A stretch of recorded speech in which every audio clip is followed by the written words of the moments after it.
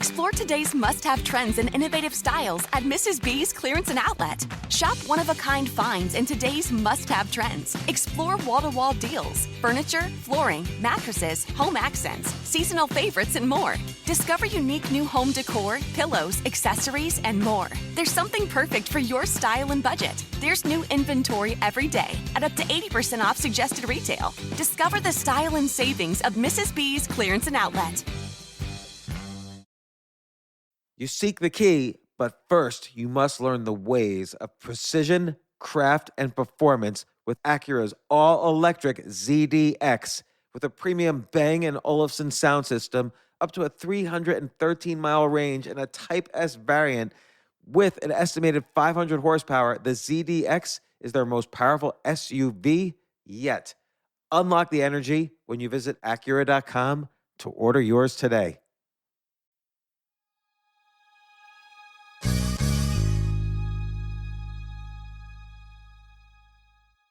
Get better at anything. 12 Maxims for Mastery. So I first met Scott Young almost 10 years ago when in a 12-month period, he basically finished all the requirements for a 4-year MIT degree in computer science. So he's an expert at learning things quickly.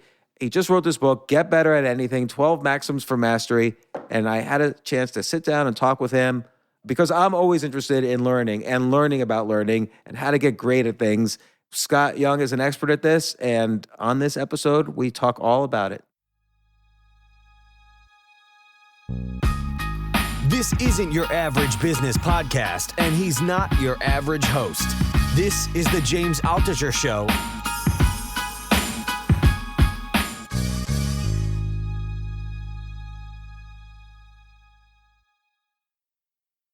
Scott, I think when were you first on the podcast? It was like many years ago. Yeah, like a long time ago. You know what is so funny? Because when I was doing the proposal for ultra learning, and this is now probably 7 years ago or something like that.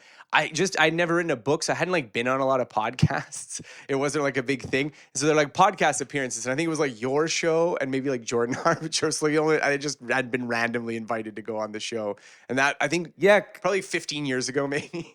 Probably wasn't that long ago because I wasn't doing the podcast then, but maybe it was like 10 maybe.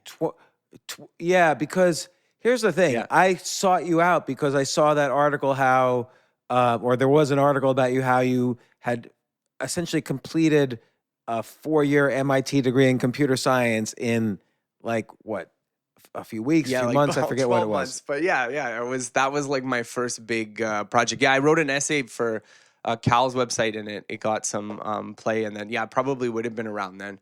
That would have been about 10 years ago. Yeah, that was 2012 maybe. Is that right? 2012, 2013? Maybe a little after that, or something like that. Yeah. And then, I mean, you became like an expert on fast learning, and I've always been fascinated by this subject. Like, in fact, some of the experiments you refer to in your new book, I was participated in those experiments. Like, I've always been fascinated by, and I've had on Anders Ericsson, I've had on others related to learning, I've written about learning, but tell a little bit about your story, first, and then we'll get into your book. And so I mean, my background's kind of unusual. I started writing. It's at least 15 years now that I've been writing online and often about learning, about studying. So these are topics that are very close to my heart.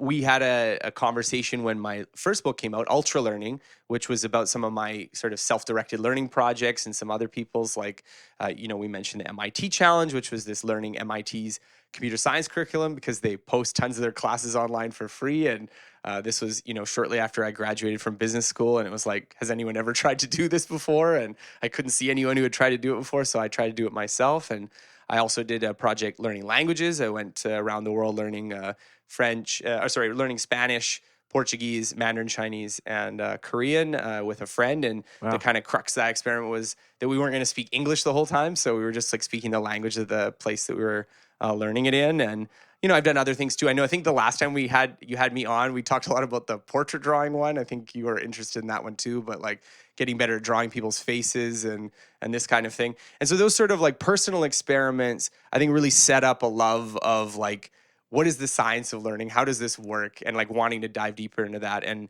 compiling a lot of that research, those ideas, those sort of like big fundamental concepts that I think shape how I think about it, was really putting together in this book, over the last 5 years of research. There's like learning something, but then there's meta learning, which is learning the kind of structure of learning, like learning how to learn faster. And there's a great example of it, which I think is very interesting. And for a lot of people talk about this stuff. So like Anders Ericsson has the theory of if you spend 10,000 hours of deliberate practice, meaning do something, get feedback, repeat. If you spend 10,000 hours doing something like that, then you'll be among the best in the world. But that's all and good. But A, people don't spend 10,000 hours at something. B, you don't have to be in the best of the world at speaking Portuguese in order to speak fluent Portuguese. And C, it seems to only work for Anders' theories, mostly work for subjects that are repetitive tasks. So like memorizing a stream of numbers, for instance. And but you have in this book, Get Better at Anything, 12 Maxims for Mastery, you kind of dive into more specifics about what does it really take to learn. Yeah. And I've questions all over the place, but trying to figure out where to start here. But one thing that's always interesting to me is the importance of memory versus practice versus quantity. Like all these play a role, and pattern recognition. Yeah. All these play a role. What's the most important?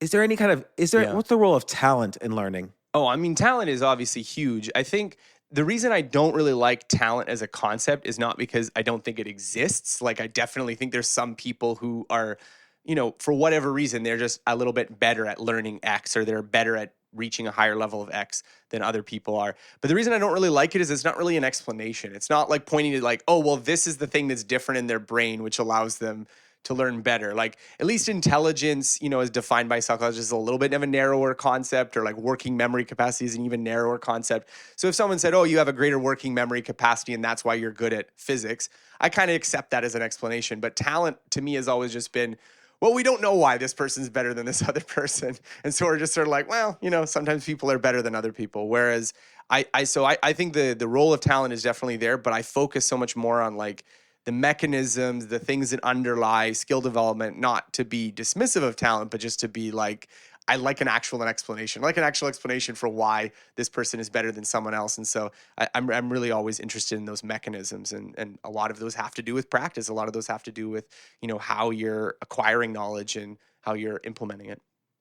Let's talk about Annette Oberstadt. I don't know how to say her name. Annette Oberstadt. Yeah, I think it's Annette Oberstadt, At the age of 19, or right before she became 19, she was the youngest ever winner of a World Series of Poker tournament. Yeah. And she's won like, $3.9 million from poker. What did she do? Yeah. Poker is such a fascinating topic, and it's a really great domain because it's a closed system in that there's a set of rules, as opposed to like writing where there's really no rules. There's a set of rules, and there's also imperfect information. Like, what cards you have in your hand, but you don't know what cards are in the other people's hands. So it's a type of game called an imperfect information game. So particularly difficult to learn. There's a psychological aspect. There's statistics. There's the role of. There's obviously psychology involved. So how did she learn to be one of the greatest poker players by the age of 19? Yeah. So I mean, Annette is just such a fun example of a breed of players. So I don't even use her as like saying, okay, well, Annette is the best poker player who's ever lived, but just as an example of a generation of poker players that grew up playing online. Because prior to this, so there was this guy, Chris Moneymaker, who was like an accountant, and he did like a $39 buy-in at some like online poker site. And that led to him winning the American World Series of Poker tournament. And it was, I don't know, some millions of dollars from that. And him just being like, oh, some random guy who's just playing online won millions of dollars, just created this explosion in online poker. And I think if you just look at the before and after of this trend, before it was like, well, you had to be one of these kind of chain smoking casino guys to learn the game. You were at the high stakes table, you're playing hand after hand after hand. And yeah, you're writing things down, you're keeping track of stuff, but I mean your memory's limited. You're only able to play so many hands. You can only sit at one table at a time. Whereas, poker players like Annette, they're playing online, they're playing in their basement. They can, sometimes have like several games open at once. They have the entire history of every play that anyone ever made. So they can download like their hand history and be like, oh, you make suboptimal moves in this particular situation. And so you can get that kind of feedback and improve on it. So I think it's an example of, someone who clearly has talent, someone who clearly has motivation to learn, but at the same time is in an environment where she can just get this rapid feedback, get really accurate, calibration of what she's doing right, what she's doing wrong. And so she's just able to learn so much faster than maybe a previous generation could have for learning poker. Right. So I think somebody Dan Negreanu says in that same chapter that Doyle Brunson, who was 80 years old at the time, now he's passed away, but Doyle Brunson's been playing for 70 years of his life, and he still hasn't played as many hands as some of these like 15-year-olds who are playing online because they could play 20 hands at any given moment. Yeah, I mean, I don't know whether like Negreanu's statement is entirely accurate, but I just thought it was really good example of a quote of like a professional poker player who's just commenting on these kids who are coming up through this system are just getting so much feedback. And I think also the online play shifted the nature of the game too, because I think when you are playing online, there's a certain... there like you don't have to have the poker face problem. There's less of like the chit chat and reading tales. And so the game became more mathematical. It became more about like analyzing what's the correct move in the right position. And I even allude to like, MIT offered a poker theory course at their like Sloan School of Management. And it's all like extremely esoteric math for like what's the right move in the right situations and stuff, which is so removed from Doyle Brunson, his cowboy hat wearing kind of like, well, I got to trust my gut on this thing. This person's sort of like this. And I got kind of a feeling about this that you should do this. And, Doyle Brunson was a good poker player, but he relied, I think, more on psychology than a lot of this like game theory analysis, which is how the game has changed as it moved online.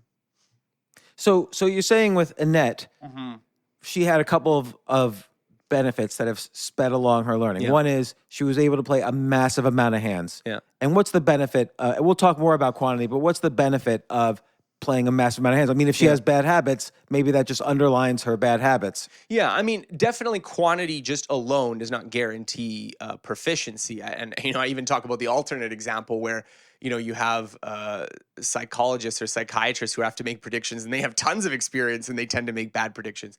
So I don't think it's necessarily the case that just doing lots and lots of practice makes you better. But for a game like poker, which is played under uncertainty, so you could like make a decision and maybe the decision is the right decision, but you'll only find out whether you won like 55% of the time. So just to train your intuition on that, you have to play that exact situation multiple times, maybe even dozens of times before you have like a real good feeling for what's the right move in that situation. And so having a lot of experience, having a lot of exposure tends to average out a lot of these sort of idiosyncrasies. Whereas, if you weren't too sophisticated in playing and you just play one hand, you did this one time and it worked, or you did it 3 times and it worked, that may not be enough to really like statistically have that good intuition about it. So I think the quantity helps with averaging out outcomes. I think that's certainly true of lots of skills. But then also the fact that you're playing online, you're getting this huge hand practice. You can do this analysis, you can do this calibration so that, you have some mental model of like what is the correct move in certain situations. And so you can very clearly see whether you're making those 55% bets in your favor or you're making 45% bets in your favor and losing a lot in the long run. Did she have a coach? I don't think so. And that's like a really funny case because she just seemed like just someone who just, had a knack for poker, played it a ton. I talk about Tetris people at the beginning of the book, but like some kids, they just get obsessed with something. They do it a lot. And because it's a narrow skill, they get really good at it. And she was like, started off with the free money games because of course she legally isn't allowed to gamble, won some money through that, and then just like bankrolled this like huge fortune from there. So, I mean, I don't know. I think maybe when she was getting a little bit more advanced, she was definitely in the poker community. She knows some of these people. There's even a video online of her playing Doyle Brunson that I remember watching. So like she would have had access to those peers and networks and knowledge. So I don't want to say she's just like out of the blue, but definitely like her early success. I mean, she's like a high school kid. She's not, she's not even legally allowed to gamble. Yeah. Because the benefit of a coach or Mm-hmm. she needs some way to understand, to get feedback. Yeah. So she makes a bet in a hand, she tries something and it doesn't work. She still needs to know, was that the right decision or not? So like, let's say she, just to use some poker terms, she semi-bluffed on the flop and it didn't work out. But her decision to bluff was correct. Yeah. And so she has to know how to categorize the different situations that arise. Like why is it a semi-bluff versus a bluff, for instance? What is the situation? Does she have a pair of sevens, so she might have the highest hand, but she probably doesn't, but then everybody folds, and so it was a good decision? What she has to know how to categorize or label the situations so that when she says, oh, I'm in the same situation I was in before, and I knew that was 55% chance of being good, I should do it again. Yeah, I mean, well, poker just has this strong advantage in that it's a game that's really, like, it is somewhat at least mathematically tractable.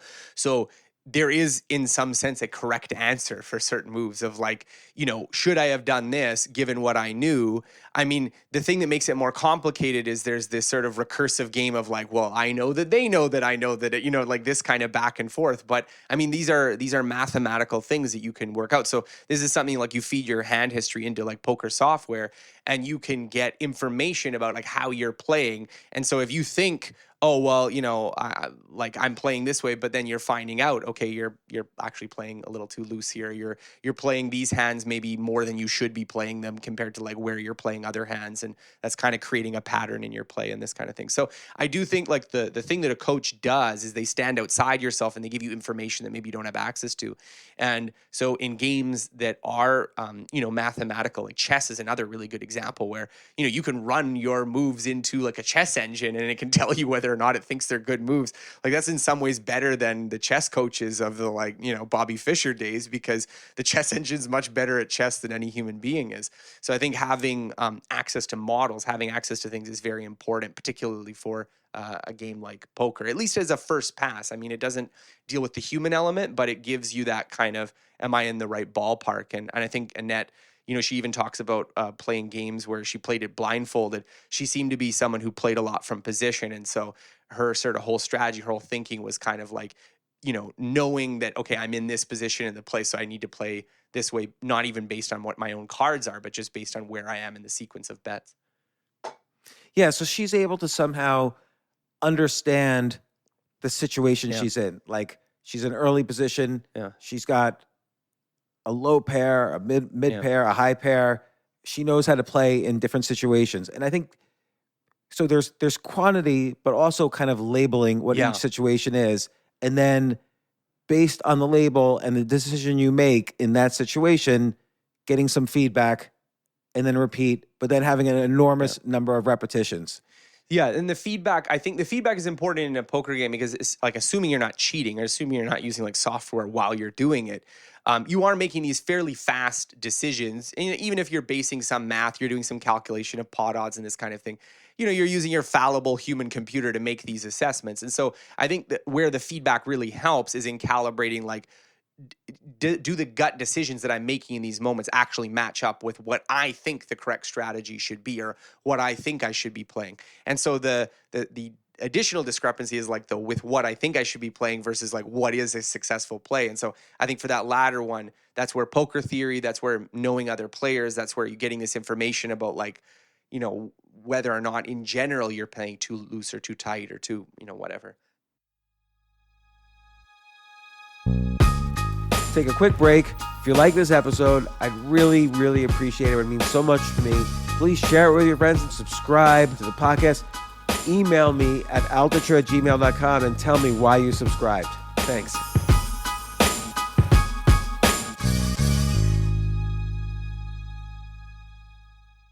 I have to say, Airbnb has changed my life. I just love staying in Airbnbs. Like in about a month, I'm going to Cocoa Beach, which is right next to Cape Canaveral. I'm going to watch some rocket launches. I'm going to, of course, be staying in a very nice Airbnb on the beach. And it's just such a great experience. Like the whole world is available to us now because of Airbnb. But whenever I'm at an Airbnb, I always realize, the home that I left to come to this Airbnb, I could be making money on that right now by hosting and being an Airbnb myself. So, and I've known people, I had a friend who basically, made a living from turning his home into an Airbnb. So if you have a home, but you're not always at home, you do have an Airbnb there. And it can easily fit into your lifestyle, and it's a great way to earn some money. Your home might be worth more than you think. Find out how much at airbnb.com/host.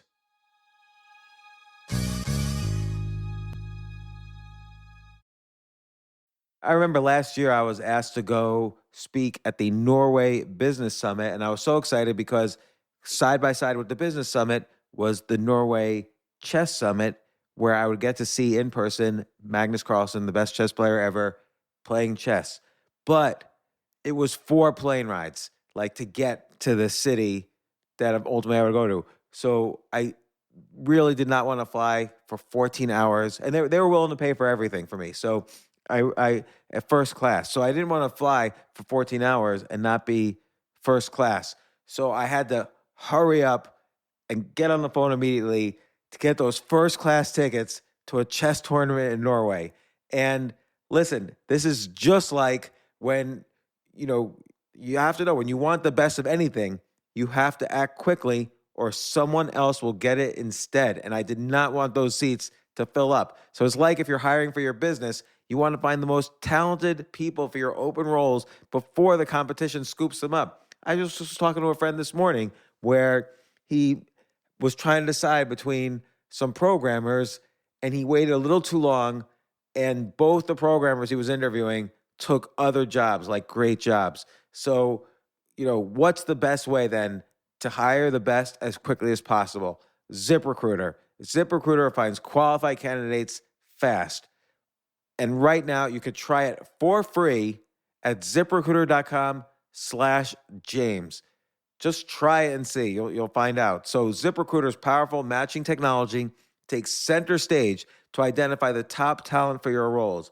Immediately after you post your job, ZipRecruiter's smart technology starts showing you qualified people for it. And I know this because one time I signed up as an potential employee on ZipRecruiter, and I got nonstop. Even though obviously I wasn't looking for a job, I love what I do, but I just wanted to see what would happen because they were a sponsor of my podcast. And the most interesting jobs would pop up in my emails like, hey, you're qualified for this or that. And so it's interesting to see. So just go there and try it. Try ZipRecruiter.com/James. Amp up your hiring performance. Now, this is more for if you're hiring, but amp up your hiring performance with ZipRecruiter and find the best fast. See why 4 out of 5 employers who post on ZipRecruiter get a quality candidate within the first day. Just go to this exclusive web address right now to try ZipRecruiter for free. ZipRecruiter.com/James. Again, that's ZipRecruiter.com/James. ZipRecruiter, the smartest way to hire.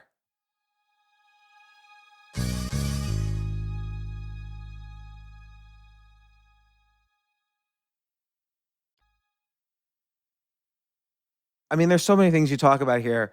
I really think very important is quantity. Mm-hmm. And like Picasso's created over 100,000 works of art. Yeah. Edison's had thousands of inventions. Yeah. I remember when the Andy Warhol Museum opened up. I was living in Pittsburgh when I was going to grad school there. The Andy Warhol Museum opened up, and there were 9 floors. And the first day, I remember walking through all 9 floors thinking, oh my gosh, like how could he fill 9 floors of a museum? But quantity is a real good way to get good. Yeah. And I mean, it's interesting. Like this chapter that I wrote was one of those ones where like the research I thought was so interesting and surprising. It was like, well, I feel like I need to share this.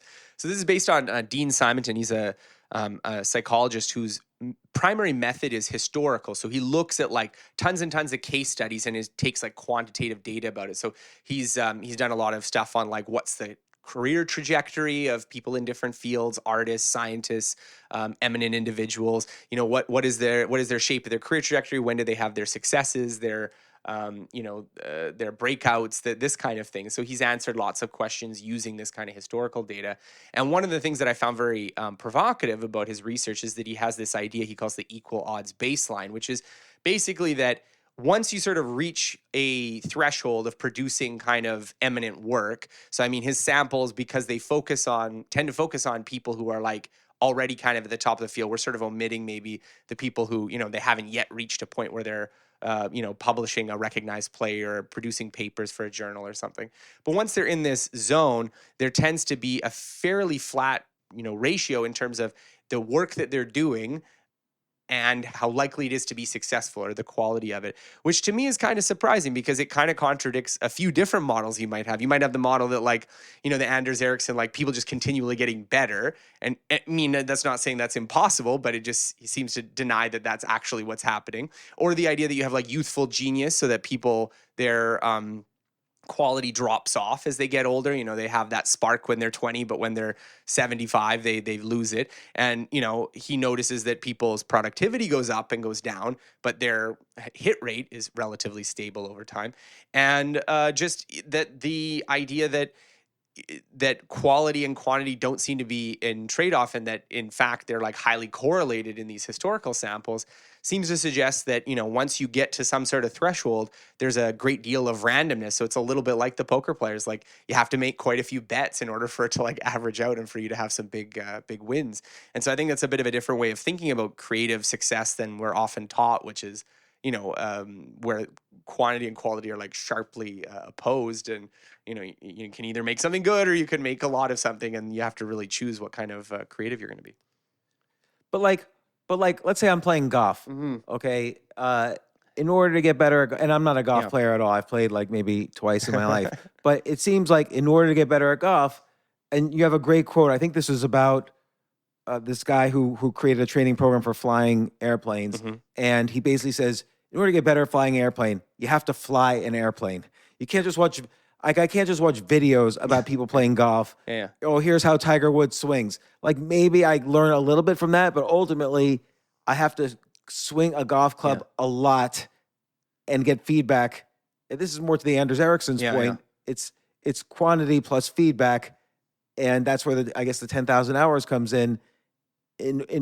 It's not good enough just to be taught in a classroom. You have to actually do something. Well, I mean, a lot of skills, especially as you sort of progress with them, they become more specific. They become more tuned to the environment that you practice in.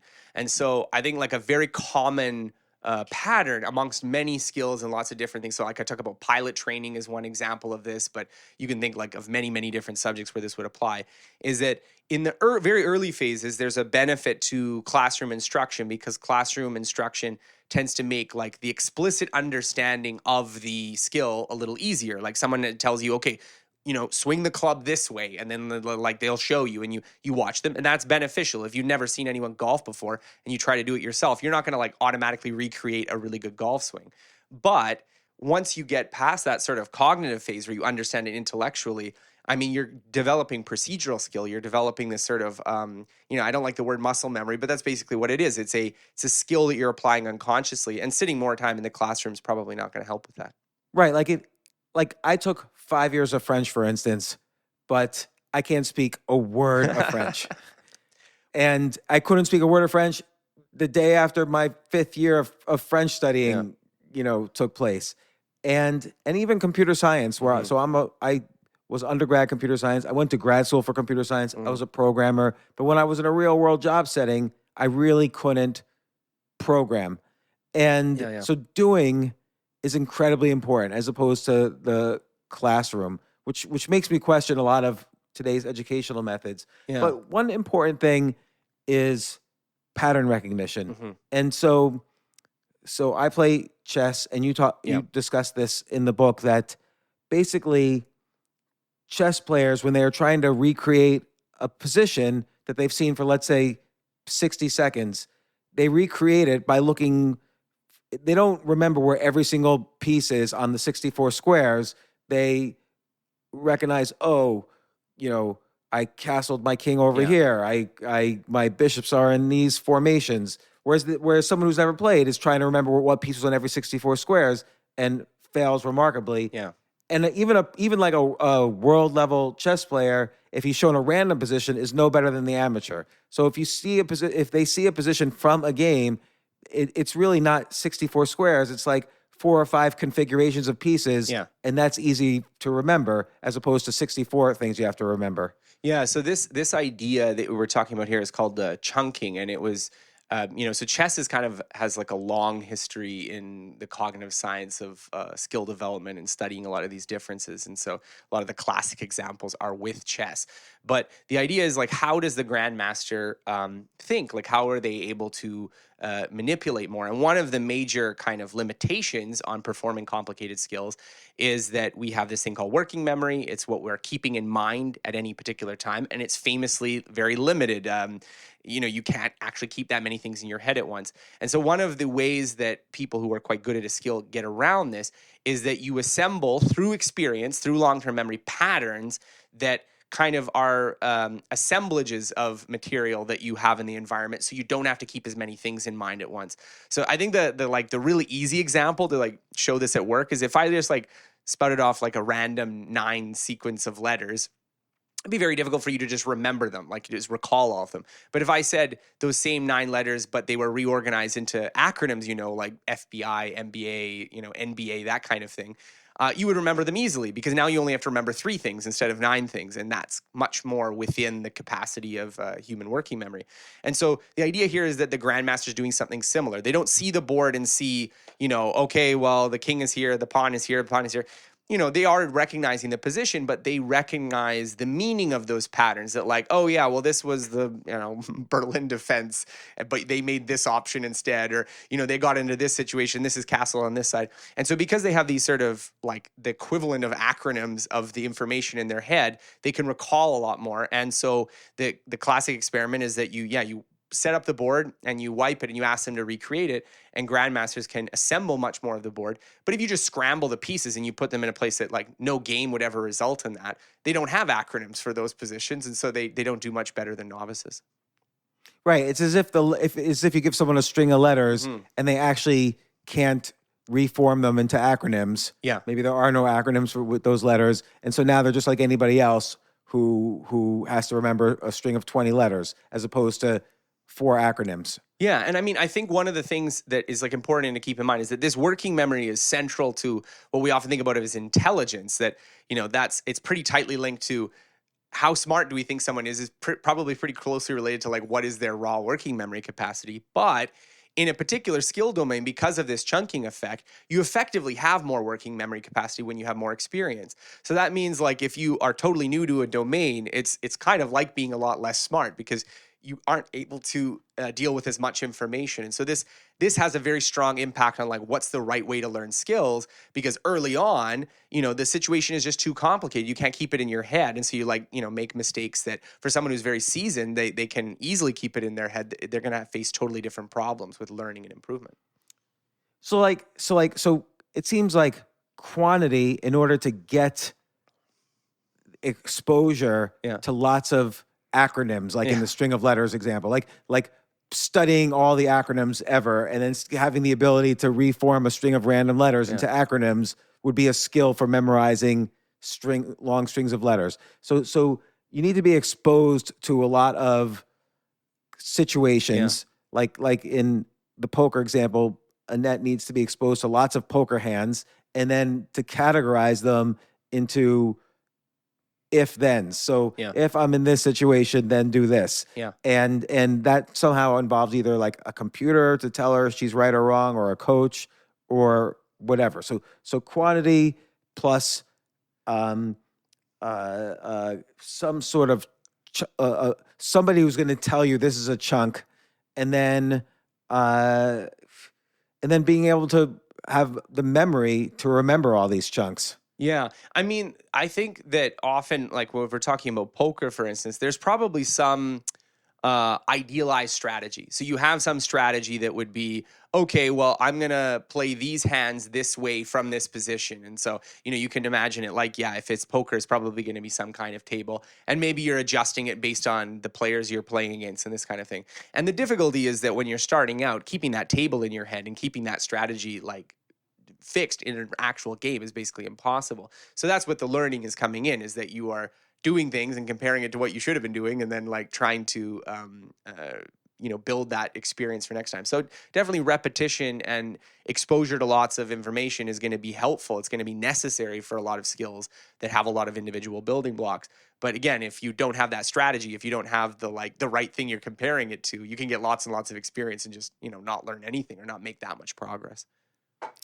Another interesting thing is the difference between variability and consistency. So Yeah. like when we learn math in school, let's say in high school, you start off with, okay, well, now we're going to learn this type of equation, and then our test at the end is only about that type of equation. Then we learn how to solve another type of equation, then the test at the end is only about that. And then we have the final, and the final might even be organized chronologically. Like, okay, it starts off with the early equations, then the next part is the second equations. And the argument you make, backed up by research, is that it's important to not test in order, but to almost randomize the like you've learned a bunch of things. Now let's randomize the questions when you're tested so that your brain has to get used to also identifying what type of situation am I in, as opposed to making it easy to figure out what type of situation I'm in. Yeah, so this is an idea called contextual interference, and the basic way you can summarize it is there's like knowing how to do something, so like knowing how to solve an algebra problem, and then there's knowing when you need to access and use that knowledge. And so the thing is that obviously it's easier to learn how to do something if you do it under very regular constrained conditions where like I tell you exactly what you need to do.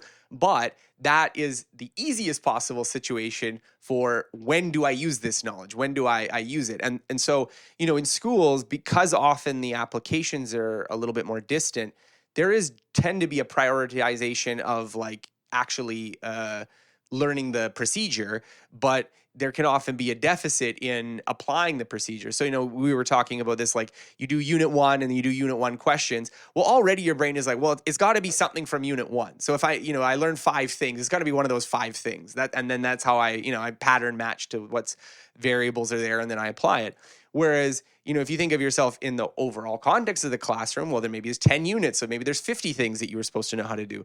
But if you really think about it, once you're outside of the classroom and then you're in real life and someone throws you a quantitative problem that like maybe that knowledge that you used in the class could apply, what's the chances that you retrieve it? Well, probably pretty low, because you're not just thinking about that particular class, you're thinking about all the math that you maybe learned, and then also the possibility that the right answer is not something you've learned before.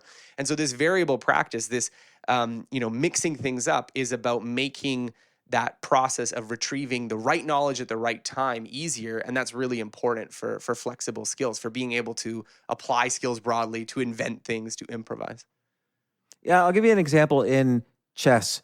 So there's a category of problems to get better at chess. Often people have to solve problems because you can't always be playing games. So there might be a problem that says white to move and win in 2 moves. Yeah.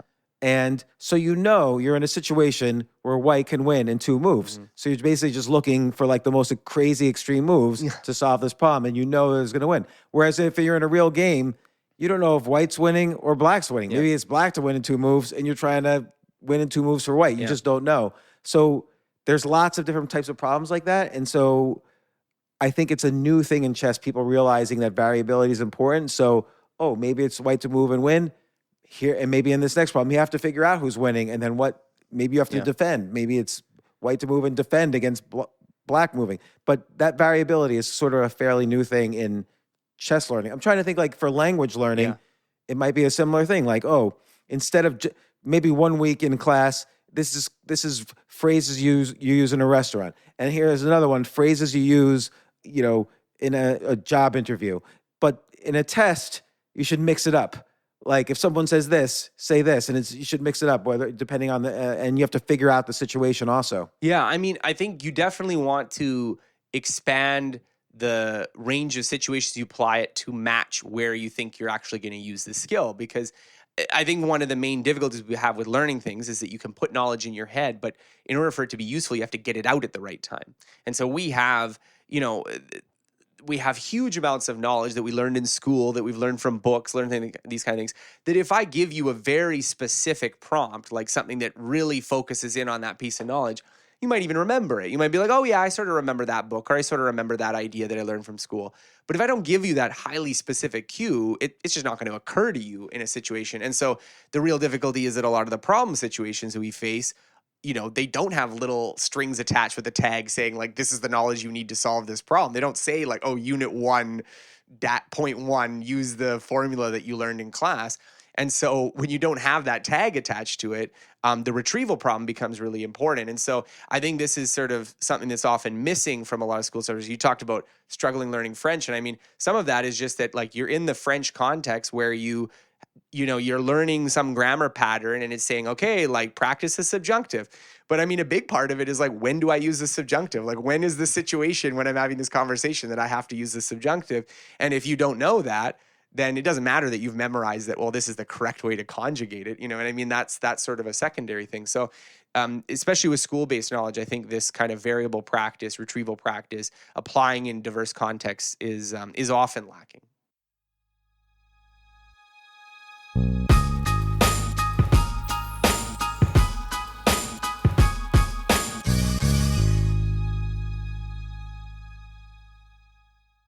Whether it's your first home or your forever home, it's the heart of your celebrations. And at NFM, we want to help you save on every room this season.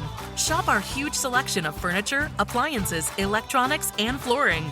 Bring it all together with help from our design experts. With guaranteed low prices and financing options, keep your budget on track. And save time with our pickup and delivery options so that you can make yourself at home where traditions start. Only at NFM. From a flat tire in the city to a dead battery on a distant drive, AAA is partnering with T-Mobile for Business to accelerate response times and get more drivers back on the road fast. Our nationwide connectivity powers location telematics, so AAA's fleet can find stranded drivers quickly while being fully equipped with the in-vehicle tools to have answers when they get there. This is elevating the member experience. This is AAA with T-Mobile for Business. Take your business further at T-Mobile.com/now.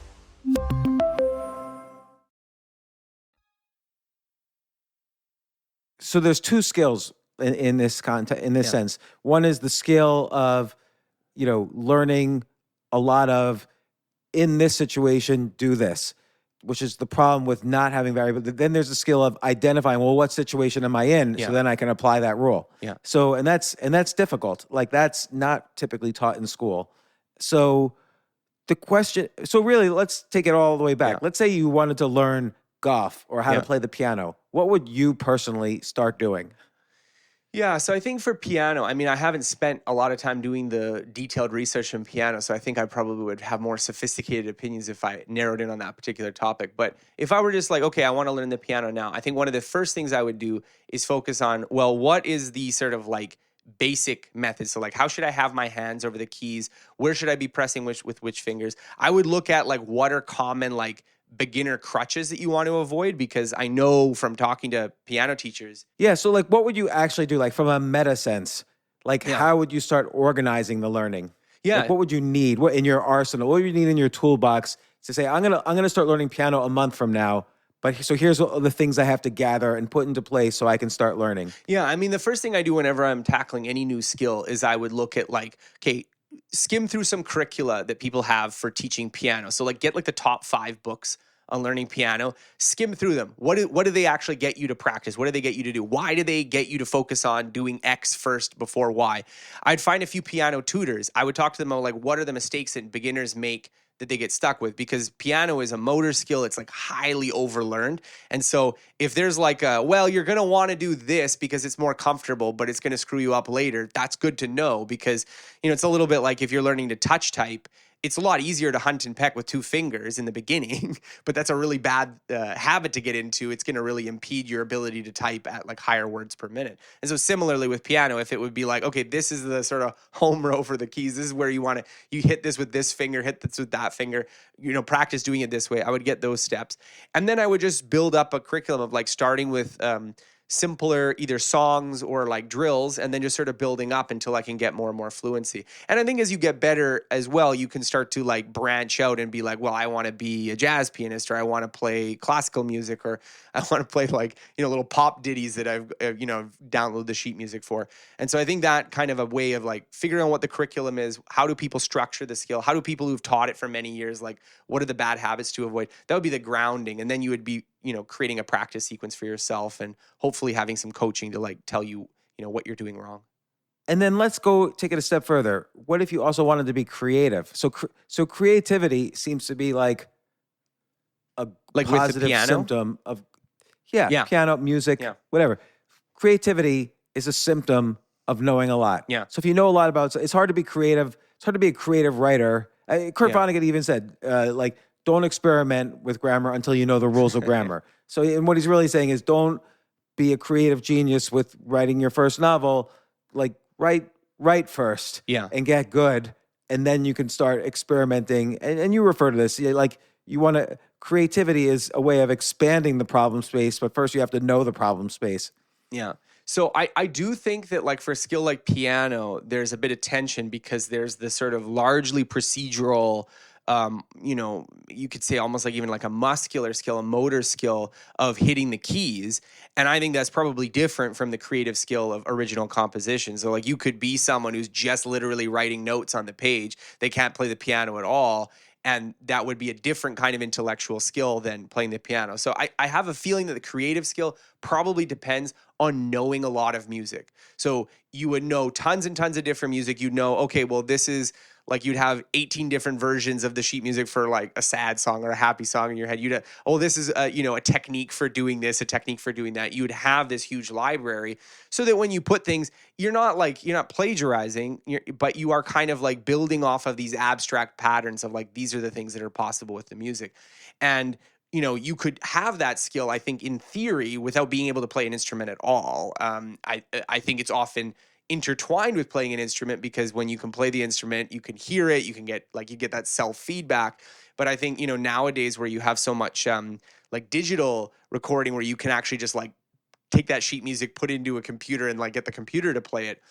It's not obvious to me that the motor skill of playing the instrument is necessary for creativity. Although I'm sure I'll hear from some musicians that can maybe point to me for a reason why that's not true. But no, I mean, there are composers who are creative without knowing the instruments they were composing for. So like, maybe I'm wrong about this, but I'm just going to use this as an example. Beethoven probably couldn't play every single instrument in a symphony, but he could write symphonies because he knew music theory. Yeah. So like there's the motor skills, but then there's the theory of why two notes sound good together. Why C, E, G is a major C chord. And when you go, I don't know, E flat, now it's a minor chord. And so it feels a little sadder. Like, so someone would have to teach you music theory. Like you have an example in here of a jazz musician. Jazz is known for improvising the notes. And a guy who had just learned the motor skills, basically, he couldn't really do it as well until he learned kind of music theory as well. Yeah, I mean, jazz is kind of an interesting one because like the history of jazz is it's sort of learned more informally, like, it kind of comes out of this culture of like black music in the United States. And so it's learned a lot more informally at like jam sessions and this kind of stuff. And so the lore of the music is much more based in like these individual communities is playing with individual people, as opposed to like a lot of classical music, which has been, written about and analyzed and, dissected in books quite a bit. And so I thought that was very interesting about this example that like people who spend a lot of time in the community and you've been playing and you've been rehearsing, you've been working with people, you develop that kind of library. So, one of the examples, I think it was maybe Carmen Lundy, I quote in the book, she talks about how like, in the beginning she could recognize jazz licks. And then she was like, oh, this is bebop licks. And then it's like, oh, this is a Sonny Rollins lick, or this is a Charlie Parker lick. Like you've gotten to this specific thing where this little phrasing is associated with a particular performer, which I mean, for me, who's not like very much outside the jazz world, I'm listening to it and I'm like, yeah, that's jazz. I don't have that that level of nuance and sophistication. And so there's something almost literary about it, like the way that, if you're a really great writer, so much writing that you can't help but have illusions in your work just because that knowledge is going to be with you when you're writing. But writing's an interesting domain too, because you could read, let's say you read 1,000 books, 1,000 novels. Let's talk about fiction in general. So 1,000 novels, and let's say you write a bunch of novels, so you can tell a pretty good, what a pretty good story looks like, and you could tell a pretty good story. But then it also is useful to like meta learn what a story is. So reading Joseph Campbell's The Hero's Journey. Oh, here's this very popular theory that seems to work about what the structure of a story is. Like, the hero has a call to action, he rejects it, he has problems, he has allies, he reaches a point where it seems like all hope is lost, and then boom, he solves it and returns to tell the tale. So it seems like there are these rules too on top of the domain, which are very helpful. So like, for instance, with piano or jazz, you could learn the instrument and the motor skills and be very good and can repeat songs that you hear in your head, and you could have perfect pitch. But then knowing how to turn a major chord into a minor chord, like knowing these basics of music theory, could then help you improvise and be creative. But you have to know this theory on top of the skills. Yeah, I mean, I think of the theory, like in the way you're talking about it, as being part of the skills, that like it's, it's not generally the case that just looking at finished products of work. So like looking at a finished painting, you just do that endlessly. It's not going to make you a good painter, because being a good painter requires the sort of problem solving steps that go into producing that. So like, what was the problem they were struggling with? How did they solve that problem? And sometimes it's, very superficial or basic, like, well, if you want to draw a leaf, do it like this. And that's, there's not that much theory behind it. But I mean, in most work, most cognitive or intellectual domains, the way you solve the problem is through some kind of abstraction. So if you're dealing with, okay, how do I make a good painting composition? Well, you have some ideas of color theory. You have some ideas about like, well, I'm putting this here, so I have to have something smaller here. I'm doing this here, so it has to be over here. Otherwise, it's going to look unbalanced. And these are kind of more abstract ideas you develop. So I think music theory, especially because it has such mathematical roots, there's a lot of development in terms of, ideas for like, well, why does this thing sound good and this thing doesn't sound good? Or why does this thing sound like, gives you a certain feeling and this thing doesn't? And so people have done a lot of work to try to figure out what are the moves you can make in this abstract space that ultimately boils down to a certain set of notes or a certain set of, movements that you're making with an instrument. So like with chess, and in these experiments that they've done about chunking, they basically say a grandmaster who's like a top chess player has about 100,000 chunks in their memory. Like they recognize separately 100,000 different types of chess positions. And a master level player has about 10,000 chunks. And of course, an amateur or beginner has 0 or close to 0. And my problem is, particularly as I'm older, so I'm 56, and my problem is I'll see a chunk over and over, and the coach will say, in this situation, you do this. In this situation, you do this. And we'll go over this same type of chunk over and over again, but then I'll forget. And I'm wondering if there's something higher level. So this causes players, maybe in any domain, to have a plateau. Like I can't seem to learn more because my memory is like full. Or at least I only remember the things I learned when I was younger and not the things I've learned recently. So I'm wondering if there's something even higher, like just a rules-based approach where if, and I just like spell it out, if this kind of configuration exists, do this in general. And so then I don't have to remember all the chunks. I just have to remember these rules. I wonder, like, what domains would you say are rule-based? Yeah, so, well, I think there's a lot of stuff to potentially like pull on there in what you brought up. But one of the things I would say is that, a distinction that I didn't end up writing about it in the book, but is a very important distinction from cognitive science, is they separate declarative memory from procedural memory.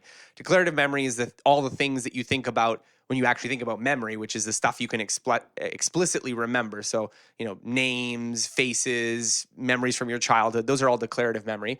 And then procedural memory is skill memory. It is kind of what you're talking about, this sort of if-then rule-based system. So there is some evidence that these are like two different memory systems and they sort of work according to different rules. And procedural memory tends to be something that when you acquire it, it's often more durable. So, that's why they say it's like learning to ride a bicycle and not like learning trigonometry, because trigonometry is for most of us a largely declarative skill. You remember the, SOHCAHTOA or whatever you remember from high school, but maybe you unless you've done it so many times in your work, it's not just something you do through kind of like almost muscle memory. But the idea here is that often when you're learning skills, they start out declarative. You start out with some kind of explicit representation of it, some kind of deliberate memory that you're retrieving, and then it switches into a more procedural skill. So you develop procedures for doing it automatically in particular situations. And so a lot of our intuition may be this like procedural memory taking over. I have... procedural memory, is that like pattern recognition? Well, I think pattern recognition is in declarative memory too, because like the chunks would probably be, in most theories, they're declarative memory. So it's something that like you see NHL and that's just a meaningful pattern to you. You see NHL, so it's in that explicit memory. Whereas the procedural memory is a little bit more like when I see NHL, I'm like, I don't know, better with chess. It's like when I see that the king is in this position, I do this, right? So it's more like a if-then kind of pattern, like this, conditional, actional kind of pattern for things. And so that's probably important for things like, if you're solving a math problem, it's like, well, when this is the math problem, this is the form, you do this, and then that's stored in that kind of memory. Whereas like the ability to explain why you do the problem that way is in declarative memory. So they kind of form different rules. I think they work in slightly different ways. See, like I think my problem is like, so a grandmaster will look at a chess position and say, "Oh, I see these chunks," whereas I'm worried I can no longer do the pattern recognition as well as when I was younger. Yeah. So I have to explicitly say to myself, "Oh, if I have two bishops and they don't, I have to blow open the position somehow." Yeah. Whereas a grandmaster will sort of recognize, okay, I'm in this type of position with two bishops. He might not even like verbalize it and just will know what to do. Whereas I'm starting to think I can't do the pattern recognition anymore, and I have to kind of explicitly almost write down what the patterns are, what the chunks are, or what groups of chunks look like, and then come up with a set of rules. Yeah, it's interesting. I think like there's definitely changes to cognition with aging and with like some things being maybe easier when you're younger. I've heard like all sorts of different theories. I don't know whether there's like a really strong consensus on it, but I know some theories are kind of make the claim that procedural learning tends to be a bit easier when you're younger, at least for some sorts of skills. That's an argument that's often made with language learning that, because kids are very good procedural learners for a lot of the linguistic skills, they are able to, acquire like fluency maybe a little bit faster than adults who, can think about the rules, think about the grammar, but maybe are a little bit less, have less quick access to it. But I don't really know about situations like chess. I haven't really seen any like age-related studies where show like chess expertise based on, age of acquisition and, differential skills there. But I think... So define procedural learning again. Like, just so I understand. Okay, yeah. So again, this declarative procedural distinction is sort of widely held in all psychology. Declarative is all the things that you have like consciously accessible. So it's a memory system that's largely associative. It's something that like you think of one thing that reminds you of something else, and it's sort of all linked together like that. And it's things that you can articulate. So I know the letter A or this kind of thing. Procedural memory, and there's different versions of it as well. But one of the major theories of procedural learning is that you're learning like if-then patterns. So you're learning sort of like, this is the situation, then I do this action. And so it's a little bit more kind of like the motor learning. It's a little bit more something where you are, you see some situation and then you take the particular action with that step. And so in this sort of viewpoint, the problem with declarative learning, a lot of the issue is retrieval access. Like, how do you access the memory that you need for that particular situation? Whereas a lot of procedural learning is, again, like tuning that sort of if-then condition pattern so that, it's very strongly ingrained as a habit that in this particular situation, you take the right action. And so a lot of practicing is training this procedural learning. Whereas, reading examples, studying, seeing more things is maybe more declarative. And like, what's the difference between, so like, let's say I want to be a great novelist. Yeah. So I could read 1,000 novels, or I can also learn this is what the hero's journey looks like. So boom, here's Star Wars. Yeah. And like, are those two different types of learning? Yeah, so I mean that's another distinction, which would be between like implicit learning and explicit learning. So implicit learning is like I see a lot of examples and then I infer or I generalize some kind of idea about the examples. And then explicit learning is like I tell you exactly what the examples all mean and what they all have in common. And so I think that for a lot of domains, explicit learning is definitely best. Like it's probably better to, be told exactly how to do certain things. But the reason that it's hard is that often the explicit rules are kind of complicated and contradictory. So learning by lots of examples and sort of inferring this kind of complex pattern. I mean, this is what all the, large language models and neural nets and deep learning, that's what they're doing, right? Is they're inferring like a really complicated rule from just seeing a lot of examples and getting feedback on it. Now, I think, again, for the particular skill and how you're learning it, I think it really does depend. But I mean, if I were trying to know what is good writing, I would probably want to know the rules, but I would understand that those rules are like a really gross oversimplification of what makes good writing. And so I'd want lots of examples to like complement that. So I think for a creative skill, I don't think there's any way around going through all the examples. But I think it's still helpful for someone to be able to point out, oh, this is the thing that a lot of these things have in common. It's called the hero's journey. And then you can see that because you are armed with this concept, you can see that. Whereas it might take you, thousands of examples before you would like just figure that out on your own and be able to apply it to your work. Right. So it's like learning versus meta learning. So I'm going to I could learn the traditional way, which is the 10,000 hours, and I'm going to read 1,000 books. I'm going to write 1,000 books. I'm going to get some feedback on them, and I'm going to be at the end of that, I'm going to be a pretty good writer. Or I'm also going to read about great writers and how they describe how they write. And so here's Joseph Campbell with the hero's story. Here's maybe Kurt Vonnegut, and he's got some books on writing. Here's Ray Bradbury. He's got his books on writing, and Stephen King has a book on writing. I'm going to read those and kind of meta learn what writers say about writing. Yeah, I mean, I think if I were starting out on a skill, I would start with the explicit instructions for most of them because it's going to be much faster than going through countless examples. But I think you'd also recognize that there's going to be probably a limitation of that. You can probably get from like 0 to like a decent beginner or novice level for a lot of creative skills just by following, explicit advice. You just read a style guide, like don't do these things, and then you don't do it. But then you get a little further and you realize, oh, actually, adverbs aren't always the devil or something like that. And then you start mixing it up and you're like, okay, I like what this person's doing and why does it work? And you're going through it and you're building that library of patterns. So I think, the chess player understanding rules of chess, like, you want to maintain control of the center, and, you don't want to be like the first pieces you send out aren't usually the rooks, and like these kinds of rules of thumb and heuristics that you learn explicitly are very important. But they're also probably not going to get you to grandmaster level, just because by the time you're at the grandmaster level, the actual rules that you were playing with, you were making it explicit, would be so complicated that, I think the intuition approach too many exceptions. Or there'd just be like this huge set of, if then, or do this in this situation or that in that situation. So it's going to be too complicated. But I mean, as a starting point, you definitely, if there's any low hanging fruit of like, this helps in this situation, definitely go for it. Right. A great story is you have the story of Octavia Butler, who's a science fiction writer. Yeah. Great writer. I once went to hear her speak, and just really smart about the art of writing. Yeah. But I was struck in your story about her, how hard it was for her at first, the writing. And how did she get better? I mean, Octavia Butler was someone who, there's like a few people you do in the research where like you really resonate with them. And despite her life story being so different from mine, I just had so much deep empathy for her journey, because basically she was someone who from a little girl wanted to be a science fiction writer, and just like her entire environment is like not conducive for that goal happening, but she does it anyways and just like grinds it out and sticks to it.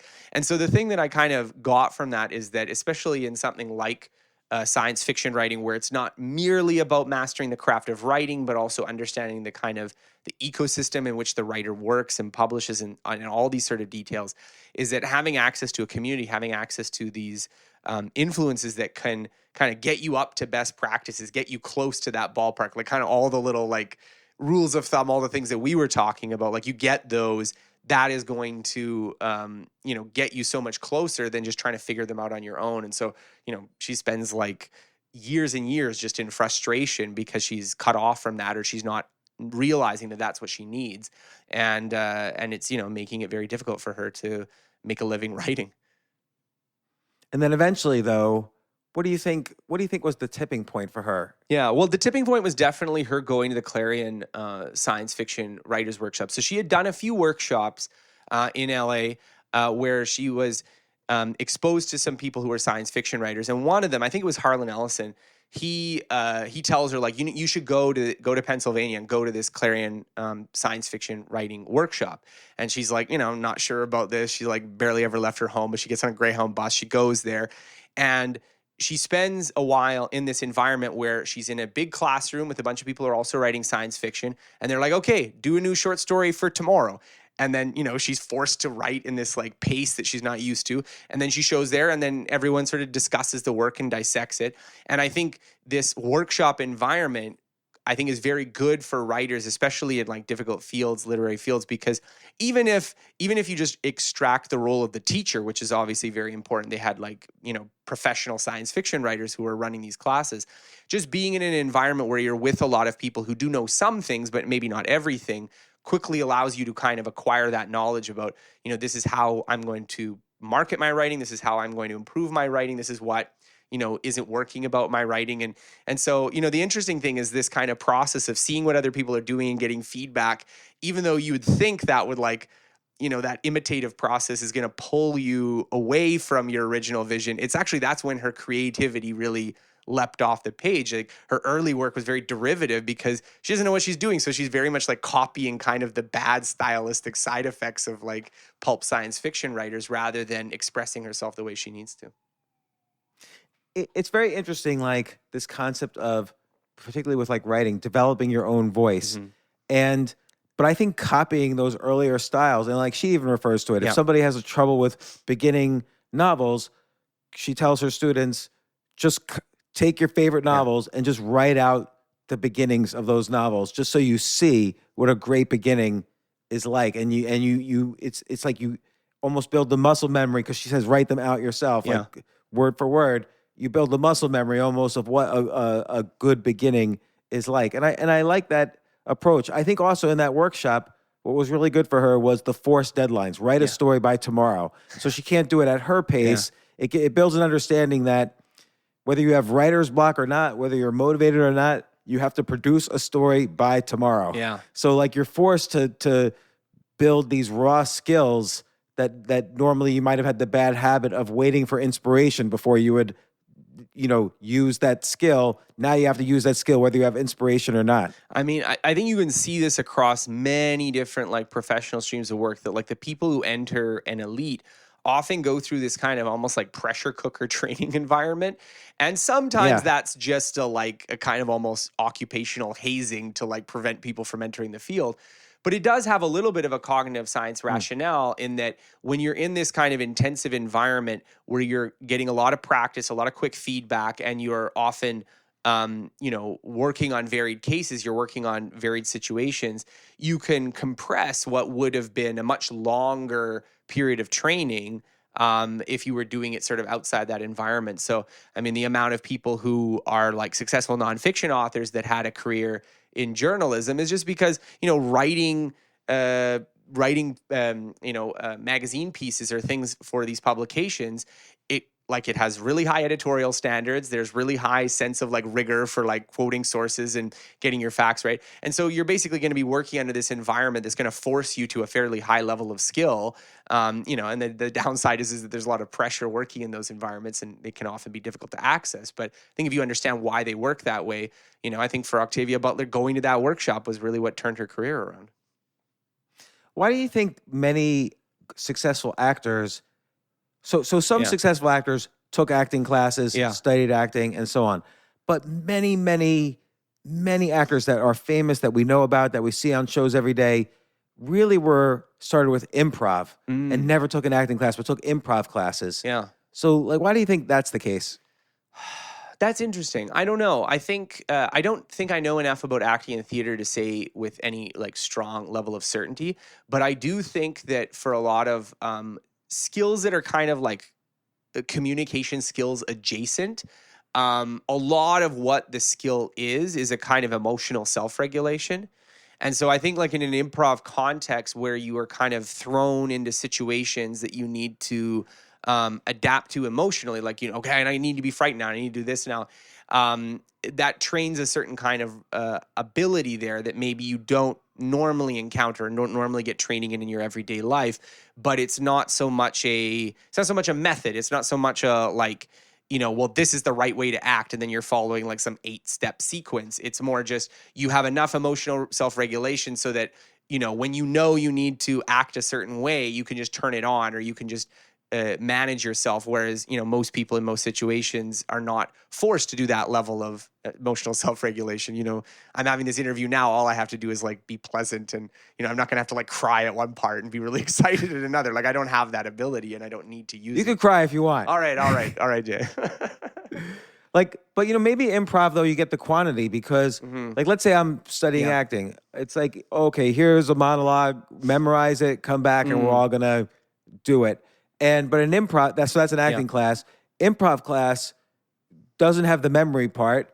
You're given a scene, and now you have to just start off being the character in that scene. So you have to quickly go from character to character very quickly, as opposed to just studying one type of character per class. An improv class, you're probably doing many characters. Yeah, that's interesting. And you're also isolating the character part and not the memory part. There's no memorization. Well, I think you hit the nail on the head there that like for a lot of skills that have, several components, one of the things that like slows you down is if like one of those 4 or 5 components is the bottleneck, but you have to do all other 4 every single time you do it. It's going to slow down the amount of reps you can do. It's going to slow down how you're going to work on it. Yeah. So, like I think about like painting or something. Painting, you usually do a drawing first, and then you do a painting. And if you're doing something like, a portrait or something, the drawing might take you a huge amount of time. So if what you're trying to get better at is like mixing the right colors or doing this kind of thing, spending 80 hours on the drawing, that's actually like not helping you on that other skill, but it's going to slow you down. So I do think, in that context, that kind of thinking of improv is like a drill for like the emotional self-regulation or being able to like quickly change states or characters or voices and not having to worry about like having memorized the speech. Yeah, that might be an advantage. Why do you think for some skills it's better to be younger, for some skills it's better to be older? So I was talking to Arthur Brooks about this, who writes a lot about, he wrote a book From Strength to Strength about skills we have as when we're young, like mathematicians and physicists peak at 25, historians peak at the age of 69. So why do you think some skills are easier when you're older, like being a historian? Well, I think the physics historian contrast is pretty easily explicable in terms of, for physics, you need to have like a high working memory capacity. You need to be able to like juggle a lot of ideas in your head at once. And that fluid intelligence probably degrades faster. So it's something you probably peak at maybe in your early 20s. So you count the PhD training, this kind of thing. You're probably at that kind of like sweet spot of you've acquired the knowledge of your discipline, and you also have the sort of raw horsepower in your brain at that young age that you can make this novel contribution. Whereas historians, I don't think that's the major bottleneck. The major bottleneck is just knowing a lot of history. And so when you're in your late 60s or something, you've just maybe, if you've been a historian the whole time, you just read a lot more books. And so you can just easily cite off a lot more scholarly things than that. Whereas when you're 30, you just haven't had enough lifetime experience to be able to do that. So I do think that's probably a transition that you maybe want to do in your life, is that like, focus on those sort of high intellect requiring, solving like completely original problems, creative kind of domains when you're younger. And then as you're older, like work toward things that build off of experience, build off of having a larger knowledge base. I think that's probably a transition that, if you were, thinking of it yourself as like a cognitive investor, that's where I would invest my money in the beginning, in those growth stocks of like, physics and math and stuff. And then later on, I would be focusing on like the long tail of, well, I've read 100 books on this, so I know my stuff. What if I'm 80 years old and I really want to be a mathematician? Yeah. And I just haven't studied math at all. I mean, I don't think the Like- decline is as precipitous as sometimes people make it out to be. Like, I sometimes have conversations with people who's like, I'm 60, can I still learn? And I remember doing sort of a research deep dive into like aging and learning, and the trend line for a lot of cognitive abilities. I mean, there is decline, but it's pretty flat for most people until later in life, and then there's more variability, and I think it's just related to the fact that some people get Alzheimer's or become senile and some people don't. So, if you're in that you didn't happen to you category, maybe you're not quite as sharp as you were when you're 21, but it's not like, you're just a completely different person when you're older. So I think you probably can learn those things. It probably would just take you a little bit longer than it would have when you were 20. I think maybe the bigger obstacle we have at that point is that when you're young, you're constantly learning new things. You constantly have this mindset of like, I'm going to invest in this skill. It's going to pay dividends for the rest of my life. And so when you're older, especially if you've spent a whole career where you were just focusing on the thing that you were already good at, focusing on the profession that you'd already mastered, I think it just can be kind of humbling to go back to like that, mindset of being a student. And I think that emotional difference is often bigger than any like cognitive difficulty. Yeah, and also when you're younger, you can focus. You could spend much more time doing something. Yeah. You could say to yourself, okay, if this takes me a couple years, that's fine. Mm-hmm. When you're older, you're not necessarily going to want to spend 8 years learning how to be a good writer. Yeah. Whereas I probably did spend 8 years learning how to be a good writer. Like before I got anything published, I wrote 3,000 words a day every day. Wow. For at least 8 years before Yeah. my first thing ever was published. And then I'd go to the library, and whatever I was reading, I would also read the literary criticism of Yeah. what I was reading. And just to learn, like, okay, why was this book by Hemingway considered good? Is it because of what I'm thinking, or what did these other critics think? And on and on. And but I could afford to do that then. Now I wouldn't be able to afford to do that. And so that there's that too. Yeah, But I mean, I think you're right. Like I'm thinking about a lot of people talk about language learning, and one of the things that I thought was really interesting from the research on language learning is that people generally have this impression like kids are the fastest learners of languages, and there do seem to be some truth to that. Like if you look at what is the eventual level of attainment, if you immigrate to a country when you're like 4, you're probably going to reach a near native level of the local language. But if you immigrate when you're 40, you probably won't. You'll probably have a noticeable accent. You'll make mistakes even after you've been there for the same amount of time as the 4-year-old. But when you do like studies that are sort of like looking at, okay, we're taking kids, we're taking teenagers, we're taking adults, and we're putting them through a language class, the kids don't usually come out on top. Actually, the adolescents and adults usually learn in this sort of restricted range. They learn faster, which makes sense when you think about like a 4-year-old's brain isn't fully developed. They can't sit in class and pay attention. The adult can like study and use flashcards and do all those sorts of things. And so I think sometimes we get mixed up when we're thinking about like, well, how was it so easy for me to learn X when I was a kid? And you neglect that, well, you didn't have any other responsibilities or pressures on your time, and you just spent like 10 times as much time doing it. So that's why you got so good at it. Whereas now you're finding it hard to like justify a couple hours a week doing X. And so you're wondering why the returns are lower. So sometimes you can just explain things that way. no matter what, it's always interesting studying the learning process and how to learn faster and so on, because as almost everybody knows, that learning curve, particularly when it's moving, when you're learning something you're excited about and you're learning really fast, it just feels good. It gets you into that flow state. It's kind of like a component of well-being and happiness. And your book really, again, it's these, the book is Get Better at Anything, 12 Maxims for Mastery. Really understanding these maxims and the stories you tell, and then, ranging from Tetris to flying an airplane to everything in between. It's really important to learn how to learn. And I think these books you write are great. I really enjoyed this one. A lot of great storytelling in it. So Get Better at Anything by Scott H. Young. Why do you have the H? Are there too many Scott Youngs out there? Well, yeah, there actually are. Neil Young's dad was called Scott Young. He's a sports journalist. And for a while, like the ghost of his biography was like haunting my thing. Like he occasionally be like, Scott Young is a deceased sports writer on the thing. So yeah, Scott H. Young is for that reason. Also, my website is scotthyoung.com because 20 years ago when I was buying the domain, they didn't have scottyoung.com. They had scotthyoung.com, and the rest is history.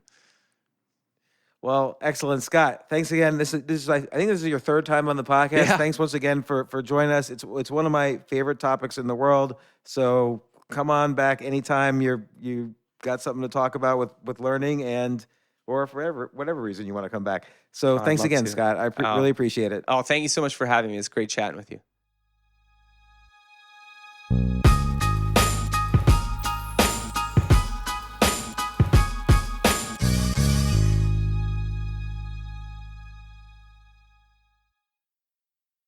You prepared your kids for their first steps. The first day at school, their first dance, that big test, all the wins along the way. With a College Savings Iowa 529 plan, you'll prepare them for even more. Register before May 31st for a chance to win a $1,000 contribution. Visit collegesavingsiowa.com to make the first move toward a bright future. College Savings Iowa. It's how parents get through college. Administered by the State Treasurer of Iowa. From their innovative practice facility to unmatched views from the fairway, the PGA of America is helping lower scores and elevate fan experiences with 5G solutions from T-Mobile for Business. Together, we're using AI-powered analytics to expand coaching tools and bringing fans closer to the pros with 5G connected cameras. This is game-changing innovation. This is the PGA of America with T-Mobile for Business. Take your business further at T-Mobile.com/now.